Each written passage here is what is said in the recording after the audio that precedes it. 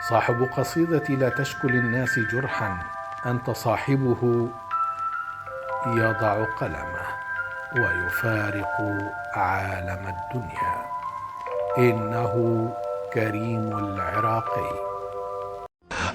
كم أشتاق أيام أبي، ذلك الرجل الرهيب العصبي العصبي. أورثني الحزن ولكن مدني بالعزم والعزة والصبر الأبي، فحملت العبء طفلا ودموعي لعبي. وبكى حين رآني ناجحا، ورضا عينيه أطفى تعبي. إنما كان أبي قاسيا فعلا ويخفي نهر حب عذبي. قلبه قلب صبي، صبره صبر نبي. رحم الله أبي وآباءكم جميعا. ولد كريم عودة في محلة الشاكرية في بغداد لأب وأم عراقيين. وحصل كريم على دبلوم علم النفس وموسيقى الأطفال من معهد المعلمين في بغداد، وعمل معلما في مدارس بغداد لعدة سنوات، ثم عمل مشرفا متخصصا في كتابة الأوبريت المدرسي، وبدأ الكتابة والنشر منذ كان طالبا في المدرسة الابتدائية في مجلات عراقية عديدة، منها مجلة المتفرج والراصد والإذاعة والتلفزيون وابن البلد. أما في مجال كتابة الأغنية فكانت البداية عام 1974 في أغنيتين للأطفال، الشميسة ويا خالة يا الخياطة، قدمها كريم وهو طالب في المرحلة المتوسطة. ثم قدم العديد من الأعمال الناجحة وهي تهانينا يا أيام، وجنة جنة، وعمي يا أبو مركب. لا تشكو للناس جرحا، أنت صاحبه.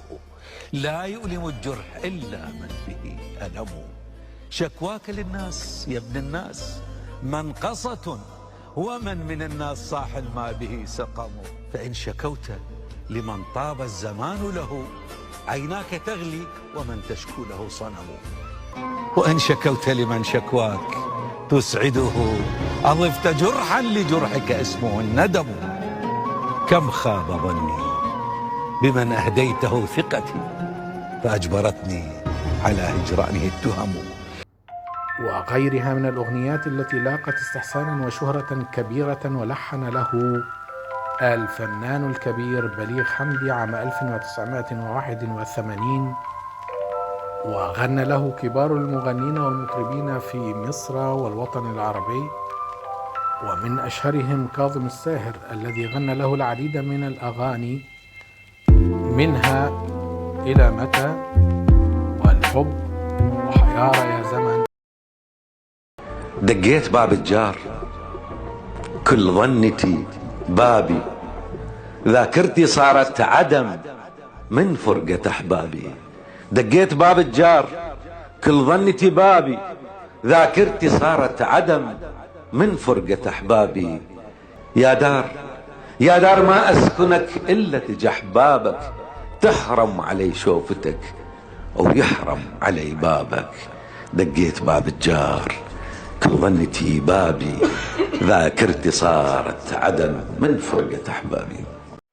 انتقل كريم في التسعينات بموجب دعوة عمل في مدينة سوسة التونسية، وبعد عدة سنوات غادر تونس متنقلا بين عدة دول عربية، إلى أن استقر أخيرا في الإمارات العربية المتحدة.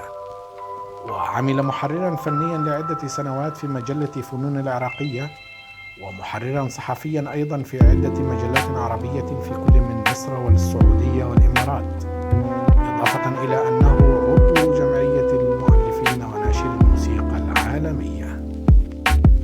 توفي كريم العراقي في الأول من سبتمبر الجاري عام 2023 في أحد مستشفيات مدينة أبو ظبي في دولة الإمارات العربية المتحدة، عن عمر ناهز 68 عاما. ونعاه رئيس الجمهورية العراقي عبد اللطيف رشيد، وكذلك رئيس مجلس الوزراء العراقي محمد شيع السوداني، الذي وجه بنقل جثمانه من الإمارات ليدفن